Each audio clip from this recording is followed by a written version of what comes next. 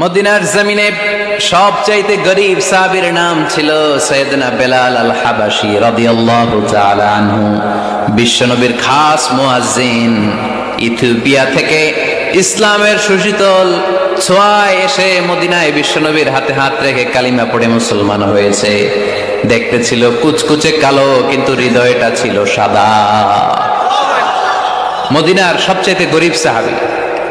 লজ্জাস্থান ঢাকার মতো একটা লুঙ্গি ছিল, এছাড়া আর কিছু ছিল না। শুধু আমাদের লজ্জাস্থান ঢাকার মতো একটা লুঙ্গি আছে, আর কিছু নাই। এরকম কে কে আছেন? হাত তোলেন।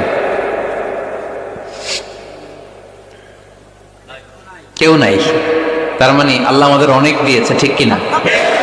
মদিনার সবচেয়ে গরীব সাহাবীর নাম বেলাল রাদিয়াল্লাহু তাআলা আনহু। লজ্জাস্থানটা ঢাকার কাপড় ছাড়া তার কিছু ছিল না। ওই বেলাল রাদিয়াল্লাহু তাআলা আনহুকে ডেকে বিশ্বনবী বললেন, আনফিক ইয়া বেলাল, ও বেলাল তুমিও আল্লাহর রাস্তায় দান করো। আনফিক ইয়া বেলাল লা তাখশা মিন যিল আরশি ইকলালা, ও বেলাল আল্লাহর ধনভাণ্ডারে কমতি নাই, তুমি দান করো, তোমারও বাড়ায় দিবে কে?